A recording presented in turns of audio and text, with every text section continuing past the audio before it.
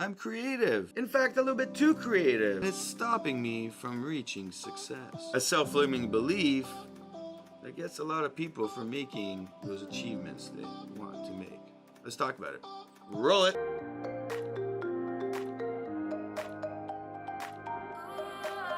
Welcome back to another video where we've been exploring this whole idea of giving up on yourself and how 3 questions can guide you away from that thought process and into that success that you've been looking for. Of course, if you don't achieve that success, these 3 questions help you give up in a way where you don't regret it down the road and puts you in a place where you can start the next thing the right way. I'm too creative. My mind is too creative. I'm no good at the analytical and all the math stuff. I just know how to create. This self-limiting belief stops people 99% of the time from doing certain things that can bring them the success they've been looking for, those dreams they had. However, it's something that most creatives will reach out and get help on the other end of stuff, but they could be doing it themselves. This self-limiting belief stops them from achieving. Now does this look? Well, whenever I talk to the creative types, the artists, the video guys, the photography guys, you know, they come to me and they go, well, I don't know how to start a business. I don't know how to do this business stuff. I don't know. And in yesterday's video, we talked about not being creative. We talked about how people find it hard to be creative. And there's no real big difference other than it's the opposite. If you want to succeed in the other side of creativity, on the analytical side, the things that come from the other side of the brain, all you need to do is work on it. You gotta try and try and try without thinking about what are other people gonna say. What are they gonna think of you and how they're gonna judge you. I can appreciate if you thought yesterday's video was a tad long, but I just don't have to repeat everything that I did yesterday on that whole judging stuff and how we judge everybody. So I'll link that above, watch it. If you wanna get going in the right direction with the other side of your mind, all you need to do is start moving in that direction where you can achieve. Now, a lot of times people will come with their businesses, they haven't been achieving, and they go, well, I don't know all this stuff. So I give them small tasks to do to analyze what they actually mean. And the reality is that, you know, they don't know how to update small stuff like their website. They don't know how to put together their paperwork for accounting. They don't know how to do simple things that don't involve them focused on their creativity. And this is what it is. They're not prioritizing other things. They're not prioritizing their timeline on it. And more often than not, people will be working on their websites. They'll call me, we've installed the plugin. I go customize the plugin, and they're having a freak out because they can't figure out why it's not working. Yes, everybody goes through it. Some people spend 20 minutes, some people will spend an hour, some people will spend 5 hours trying to figure out why a plugin isn't working. Sometimes it comes down to programming that we need to fix, and sometimes it's just settings not being saved properly. Sometimes it's whatever. Point being, everybody goes through it. But as people go through it, they don't realize that, hey,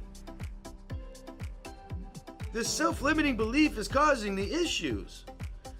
It's not that you're too creative and you can't do all the other stuff. It's that you're not focusing on making sure you learn and grow in that area. It's the same thing as not being creative and trying to be creative, and you get frustrated because you can't come up with the image you want. Step 1, it's analyzing where's that emotion coming from.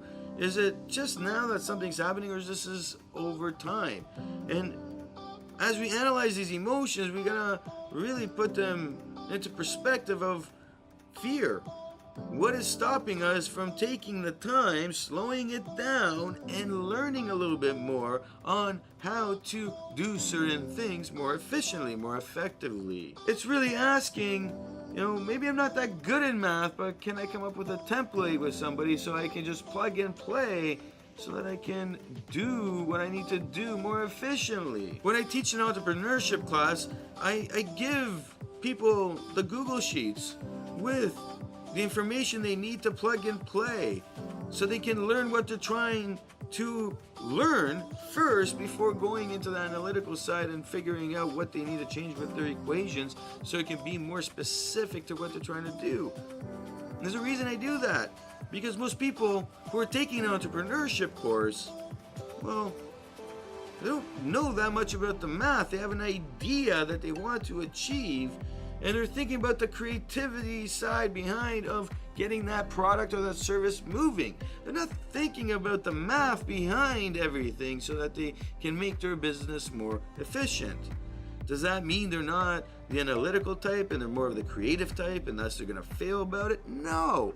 It just means their priorities need to be tweaked a little bit so that they can focus on that. Step 2, is looking at those expectations, what you actually thought you would be achieving in the timeline you're giving yourself. Where are the tasks you had to do? Were they realistic? Most time when you're dealing with software, when you're dealing with accounting, when you're dealing with all these analytical things, well, it's not like you're creative and you're going out and taking a picture and you know you're going to go out for the day and find your spot and take the pictures and be happy to a certain level, or maybe not as happy as you thought, but at least you got something and you can tweak it and then go back out tomorrow. It's not similar to that. It's more of a, hey, I gotta finish a pile of paperwork and I gotta put it all in order, file the taxes, and I got a day to do it.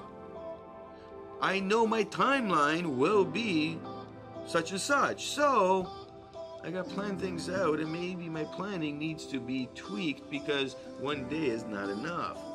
We need to organize and order everything so we can become more efficient and more effective at what we're doing. Step 3 on really looking at this self-limiting belief, it's looking at it and saying whatever's happened in the past happened. It's gone. The fear of me failing at whatever I'm trying to do is not based on my past. It's based on all this planning we're doing, all this timeline we're going through, and understanding that I'm learning a new skill set, and this new skill set, well, it's going to take time to learn these things. It's going to take time to grow through these things. And as you grow through them, things will become quicker and more efficient.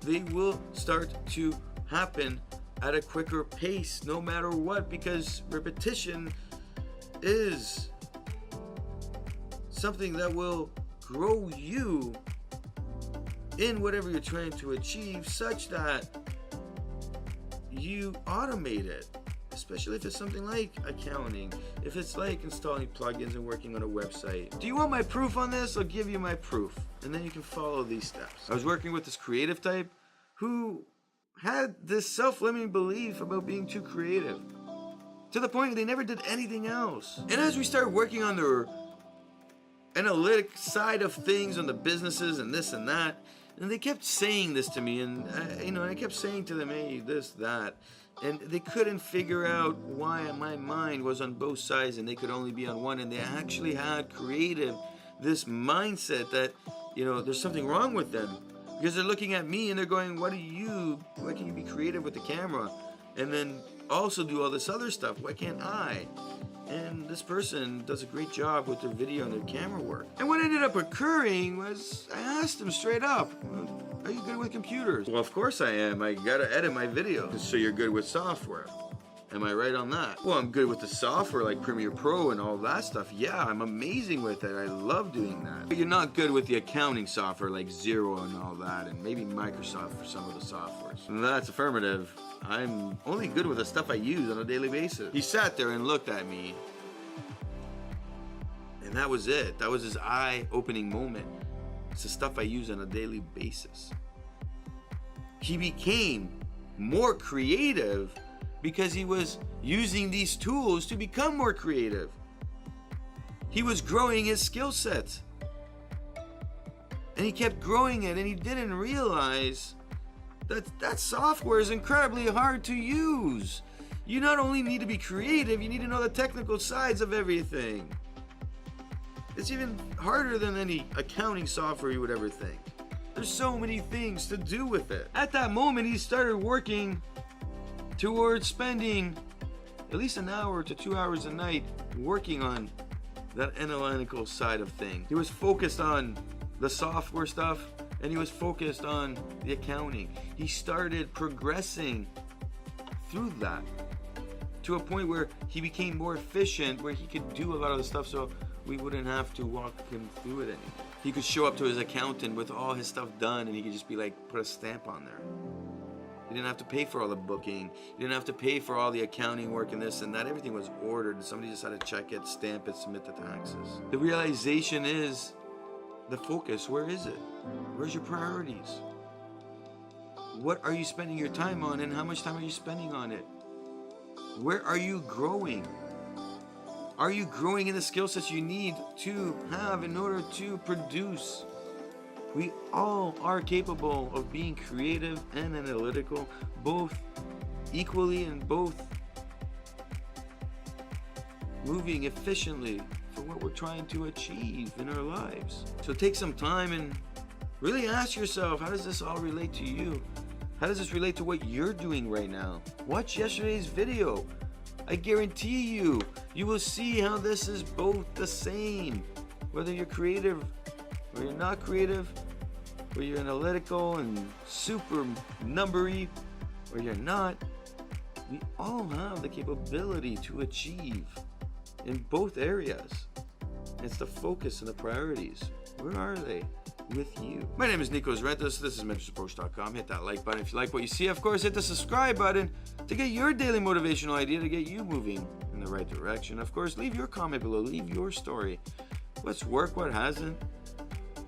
What would you do different on the things you have done? And of course, leave that story below, because who knows, somebody might be watching this video, they might read your comment, and you might help change a life.